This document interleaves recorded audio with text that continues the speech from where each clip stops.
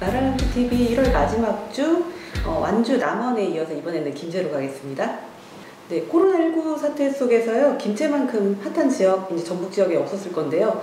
코로나19 같은 감염병 사태에서 한두 번 겪은 것도 아닌데 정보 통제가 우리 지역에서 있겠어? 라고 생각하시겠지만 그렇지 않습니다. 그들만의 리그 김제시청 전북 일간지 출입기자단의 정보 독점에 대해서 오늘 좀 주요하게 얘기를 해보고요. 김제 홍보비 관련해가지고 계속해서 이야기를 이어가 보도록 하겠습니다. 김제시는요, 2020년 코로나19로 두 번의 고비가 있었습니다. 한 번은 상반기인 3월, 한 번은 하반기인 12월에 있었는데요. 3월에는 전북 두 번째 확진자가 김제에서 발생하면서 그 시점에서 좀 문제가 있었고요. 이 시점이 상반기에 좀 2월에 이어 3월에 이어지다 보니까 각 지자체가 코로나19 감염병 사태 속에서 어떻게 대응하느냐, 이 대응 능력이 이제 평가되는 시점이기도 했고요. 이때 김제시가 갑자기 돌연 전북 일간지만을 대상으로 브리핑을 추진해서 눈총을 받게 되는 사태가 있었는데요. 이 건은 조금 이따 다시 말씀드릴게요. 그리고 12월 김제시 한 요양원에서 코로나19 집단 감염 사태가 발생을 하면서 수십 명이 확진 판정을 받기도 했고요. 이 과정에서 행정의 대응이 늦어지면서 이 집단 감염 사태를 더 불러일으킨 거 아니냐, 이제 이런 비판이 지역사회에서 굉장히 거세게 일어나기도 했습니다. 그럼 다시 김제시 브리핑 건으로, 제안 건으로 다시 돌아가 볼게요. 김제시는 3월 4일, 2020년 3월 4일 날에 오전 10시에 코로나19 대응 김제시장 브리핑을 이제 예정을 했었는데요. 1시간을 앞두고 갑자기 전북 일간지만을 대상으로 해서 브리핑을 진행하겠다라고 밝히면서 참석 대상 언론사를 제한하는 이러한 행동을 보였습니다. 그러니까 그동안 브리핑에 참석해 오던 지역 주간신문, 통신사, 인터넷신문, 케이블 방송 등의 전화를 걸어가지고 참석을 하지 말라고 통보를 했던 거고요.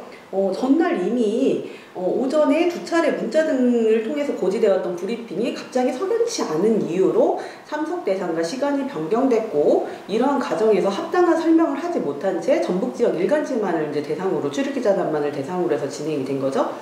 이런 내용은 원래 전북 이제 지역 안에서, 김제 안에서 조용히 사장될 뻔했어요. 그런데 당시 김제시를 출입하던 인터넷 매체 등이 이거에 대해서 집중적으로 문제 제기를 하면서 사건이 외부로 좀 알려지게 됐고요. 전북민원련에서 관련해서 성명을 발표하기도 했고, 이게 미디어 오늘을 통해 가지고 기사가 전국적으로 확대되기를 했습니다. 왜냐면은 이 감염병 사태에서 굉장히 중요한 거는 초기 대응, 그리고 투명한 정보 공개, 이런 것들이 굉장히 선행돼야 되는 부분이었는데 정보 독점, 그리고 갑자기 시장 브리핑을 일부만을 대상으로 진행한다는 게 굉장히 석연치 않게 다가왔기 때문이죠. 그리고 요즘 한참 이슈가 되고 있는 이 출입기자단의 전행 문제에 대해서도 이제 문제 제기를 할 수밖에 없는 상황이었어요. 아무튼 이처럼 황당한 김제시의 브리핑 불참 요구 때문에 김제시를 출입하는 전북 일간지 기자들의 요구가 있었던 거 아니냐라고 이제 좀 문제 제기가 되기도 했고, 일부 사실로 드러나기도 했습니다.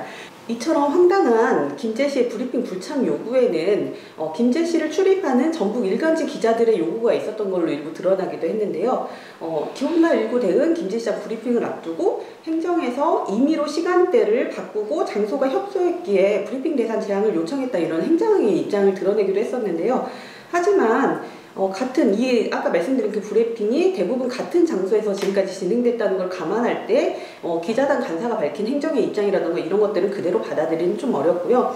행정에서는 그냥 행정상의 과정이 매끄럽지 못했던 문제가 있었던 것 같다라는 그런 입장을 대기는 하지만은 그동안의 그런 전북 일간지 출입기자단들의 그런 부당한 좀 요구가 있었던 거 아니냐라는 계속해서 비판이 지역사회에서 나왔습니다.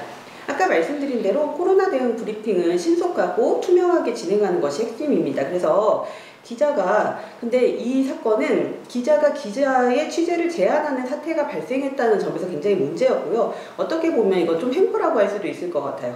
종합일간지 기자들이 그들만의 리그를 형성하는 것에 근데 김제시 행정까지 동조했다라는 것이 비판을 면하기는 쉽지 않은 상황이었습니다. 그래서 이러한 문제들이 2020년에 김제시에서 두드러지게 드러나면서 이제 김제시의 이런 언론관, 그 다음에 이런 관계들, 출입기자들의 문제까지도 함께 들여다봐야 되는 이제 이런 문제들이 발생을 한 거죠. 그래서 홍보비 부분도 좀 살펴볼게요. 이제 민원련에서 파악한 홍보 예산을 보면요, 김제시는 2018년에 약 7억 원 정도를 2018년에 지출한 것으로 드러났고요. 행정에서는 약 6억 원, 그리고 의회에서는 약 1억 원 정도를 이제 구독료, 공고광고비, 오찬만차비 이런 사례들로 지출을 했는 걸로 확인이 됩니다. 이 행정에서 지출한 6억 원 중에서 구독료로는 약 1억 원 정도를, 그리고 공고 광고료로는 4억 원 정도를 지출한 것으로 좀 확인이 됐고요. 공고 광고료만 특정해서 좀 살펴볼게요.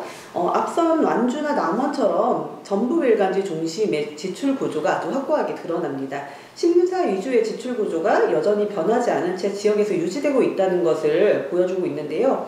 역시 같은 문제가 드러납니다. ABC협회의 신문 부스 조사에 참여하지 않은 언론사에 공고 광고료가 지출된 것을 좀 확인할 수가 있고요.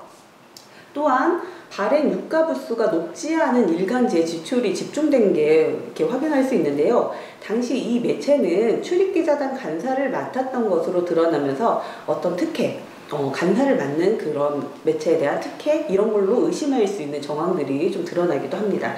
홍보비 집행 기준을 김제시에서 밝힌 것도 좀 볼까요? 2020년에 김제시가 밝힌 내용을 보면요, 특정한 기준을 갖고 있지 않은 것이 확인이 됩니다. 아무 기준이 없는 것 같아요. 이런 경우 행정광고 수주에 출입기자단이라는 소속이 갖는 영향력이 더 막대하게 드러난 경우들이 있는데요. 특히 일선 지자체에서는 광고 배분 문제에 있어가지고 출입기자단의 영향력이 굉장히 확고하게 드러나기 때문에 이를 제어할 수 있는, 제한할 수 있는 행정의 기준이 있느냐가 굉장히 중요한 건데, 이런 부분을 전혀 공개하지 않으면서 어떤 기준으로 집행하고 있는가가 다시 한번 도마 위에 오를 것 같습니다.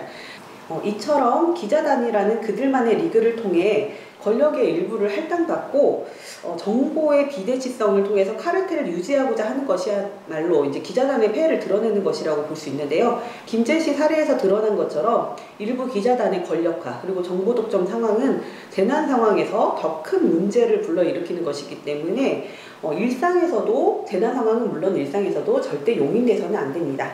그리고 그런 시대는 오래전에 끝났습니다. 네, 감사합니다.